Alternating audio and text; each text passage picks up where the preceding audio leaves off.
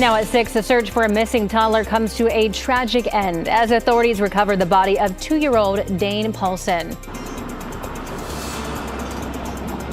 Portland State and other dozens of college universities are facing possible funding cuts from the Trump administration. I'll update you on an investigation into anti-Semitism on college campus. We're also covering breaking national news and international news in the last hour. The European Union issuing retaliatory tariffs against $28 billion worth of U.S. goods. We'll have a live report from this coming up from Washington, D.C. And a local actor definitely has his priorities straight now that he's back in Portland to perform in the musical Hamilton. Hey, Waffle Window. I'll see you soon. You can see him at the Keller, a discounted price, as your KGW News at Sunrise starts right now.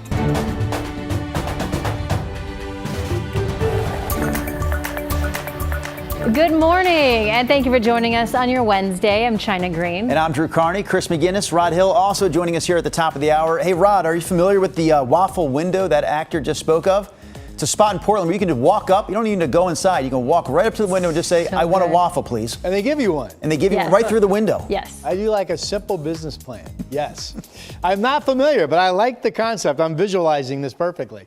Here we've got rain areas out in Pendleton and moving up western Oregon and Washington all the way to Seattle. It's not a steady rain. You can see there are breaks from the radar, but we believe the rain will be increasing in the coming hours. So overall, you expect to have your rain jackets and your windshield wipers going during your morning commute. Cloudy skies over the city with the rain in the area. 48, not a bad temperature. The rain picks up this morning, but then by noon it's back into just fewer scattered showers. 50 degrees, 52 at 5 p.m. There will be some pretty good rain at times overnight tonight. Here's Chris. Rod, I found the rain. Wasn't very hard to find. I-84 out near 122nd. You can see the vapor trails coming off the cars there on 84 on the east side. Same story on I-5 near the 205 interchange in Tualatin. So wet roads, our commute as it gets busier is likely to get a little slower than usual out there. But so far, guys, the good news is no unexpected delays on the roads just yet. Thank you, Chris. We started at 6 with major economic news. The European Union has responded to tariffs from the Trump administration with $28 billion in tariffs on U.S. goods imported to Europe. That includes everything from boats and motorbikes to alcohol. While that's happening, President Trump is also taking the first steps towards overhauling the Department of Education, slashing about half the department's workforce. NBC's Alice Barr is covering all of this for us this morning live in Washington, D.C. Good morning there, Alice. Good morning, Drew and China. Yeah, starting with the Department of Education, this is something that's hitting home for millions of parents across the country.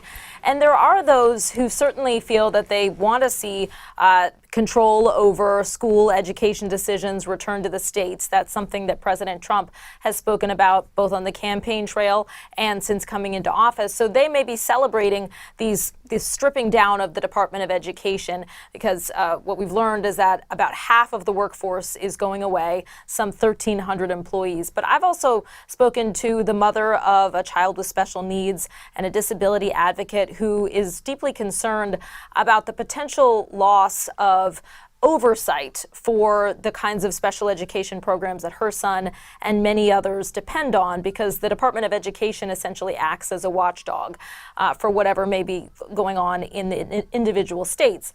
Now, what we heard from Education Secretary Linda McMahon about these cuts, she called it eliminating bureaucratic bloat and said it was a step toward President Trump's ultimate goal to shut down the Department of Education. That would require an act of Congress, but it is something that President Trump has spoken about multiple times.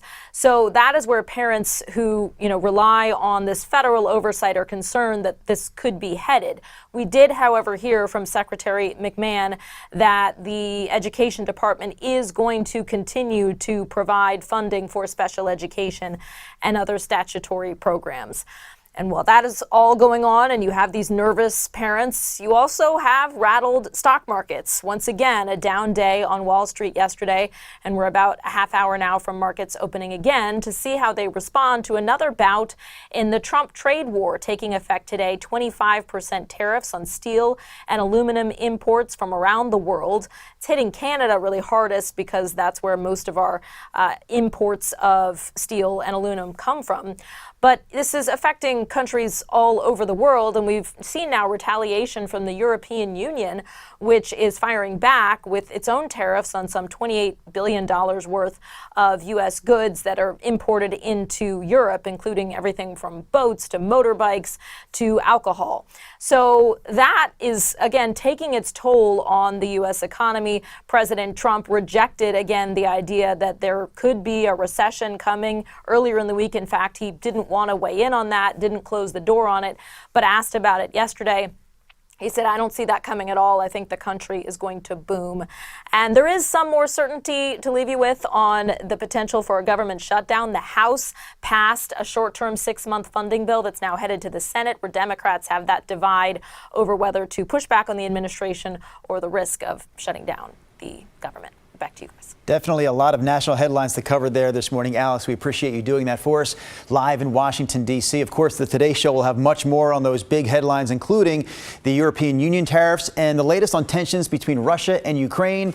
The Today Show will also cover the University of Pittsburgh student who's still missing in the Dominican Republic. All of that coming up on Today, starting at 7 o'clock, right after sunrise. Another top story for us today. The search has ended for 2-year-old Dane Paulson, who went missing from his home in Siletz over a week ago. A volunteer diver found his body in the Siletz River yesterday. Ashley Grams is covering this story for us in the newsroom. Ashley, we know the investigation is still happening, but what do we know so far? Yeah, good morning. The Lincoln County Sheriff's Office says a diver found Dane's body about 3 miles downstream from his family's property. That volunteer is with the Angels Recovery Dive Team, and with the help of a local river guide, he searched downstream from where the Sheriff's Office divers had been working.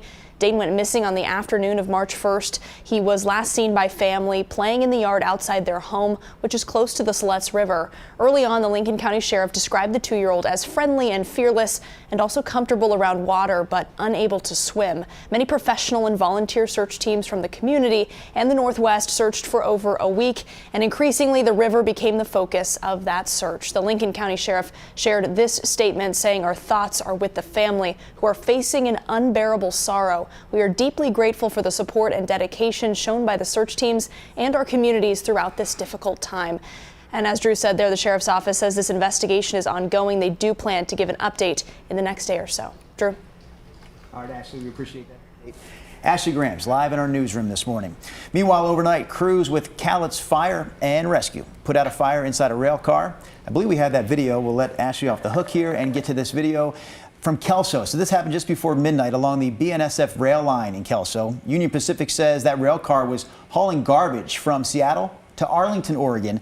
Firefighters had to cut into the side of that car to put out the flames. The cause still under investigation, but we know that nobody was hurt. A man accused of hitting a teen with his car and taking off appeared in court yesterday.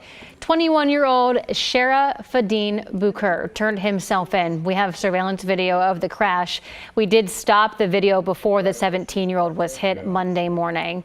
Centennial High School confirmed the teen was a student who was riding his skateboard on Southeast 148th Avenue near Clinton Street. Investigators say that he's in serious condition, but is expected to survive. Police say the driver made no effort to slow down near the crosswalk.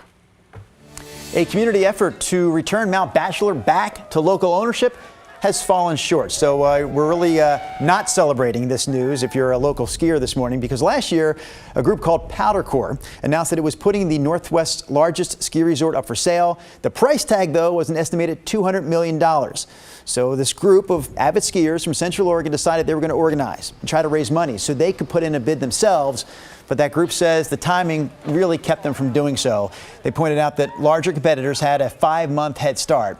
So they say at this point, they're simply hoping to work with Mount Bachelor's new owners to make sure that locals still have a voice in the resort's future.